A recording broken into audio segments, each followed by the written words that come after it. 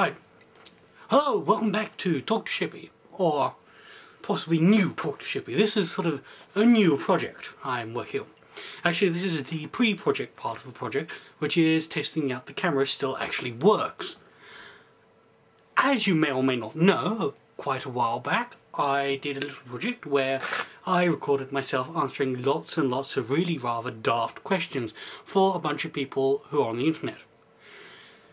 That apparently was something of a success. I'm not quite sure why, possibly for the same reason so many people turn into watch Big Brother, which is a bunch of complete retards sitting around on couches. In this case, you've only got one retard, but he's sitting on a bed. Whole new difference. What I'm going to be doing this week is just doing a couple of shots just to test out the equipment. Also, I was going to do some unveiling of some stuff I've just bought at extremely ridiculous prices, because, well, I've got to film something. Also, I gotta test out the set. Great set, new set, wonderful set. It's a table.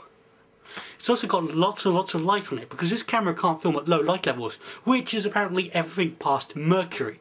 So I gotta have lights, windows, everything. I think I might even have to film in summer, which, as you know, for me, body temperature, big deal. Therefore, let's get started. This is me turning the camera off, by the way. Okay, what we're going to do now is I'm going to take some stuff and I'm going to move it around in the area which I think I'm going to film. You see, unfortunately I don't have a lovely glamorous assistant, so I'm going to have to do this all myself, and if I don't test it this way, you might only see the top half of my head. Haha. Look, try something. Have a look at it. Oh, move it around. Underpants! Nyah! It's a model, yes. It's a very dusty model. I need to dust that. I'll probably edit this out later.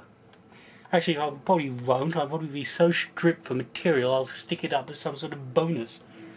Not that I'm sure you want a bonus that's this absolutely boring. I'm going to need the bigger duster from down bottom. But anyhow, let's see how that turned out.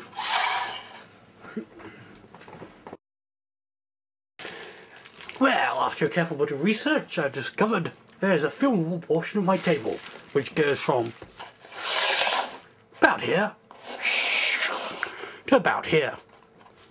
This is science in action, people.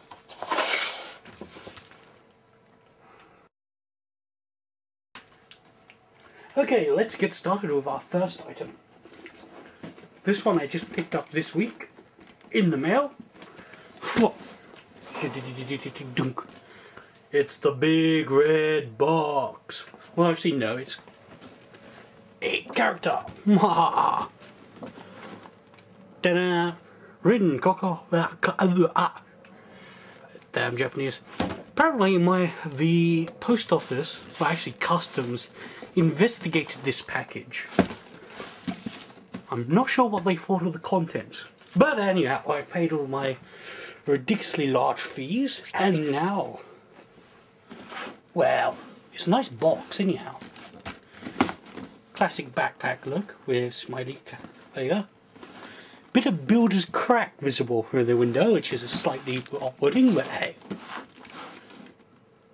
Second puzzle, how do you bloody open this thing? I mean, you can see the contents, but you can't actually get to them.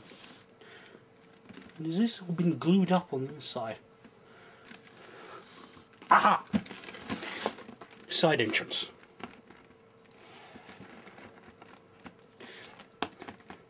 You can possibly fast forward through this section. Put on yakety sax as I fast forward. And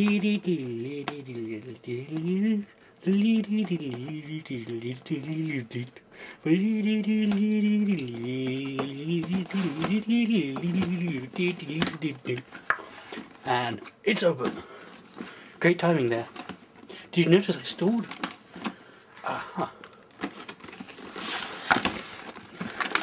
Oh yes. First things first, bloody heavy. Well, these are the cold cast models, which mean like they're double the cost of all the other ones. you should see just how much I have to pay in customs charges. Also, in Parcel Force, they always seem to insist on charging £13.50 for going to collect these things. Which is slightly interesting because I've got some through the post office and they only charge about £5. Which makes you wonder what Parcel Force do that make it twice as expensive. Presumably they have like gold-plated package carrying equipment. Can't believe bling bling star. Pretend I didn't say that. In fact, cancel out everything I say. Focus on the film. You might imagine I'm ranting at this moment, but I'm not. I'm just going with the flow. Save that box for later. Wahaha!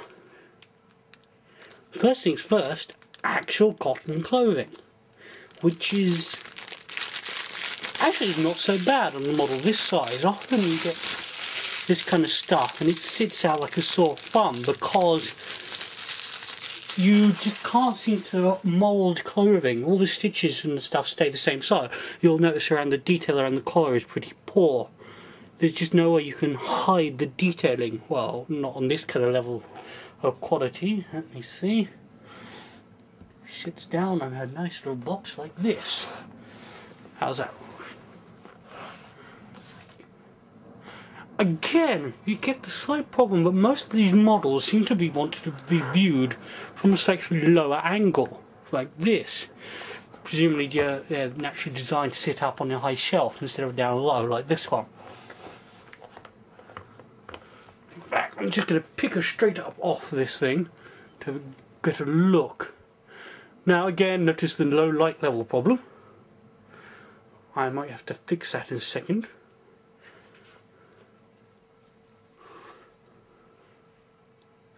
You know what? It's not bad. I'm still slightly irritated by the detailing around the collar.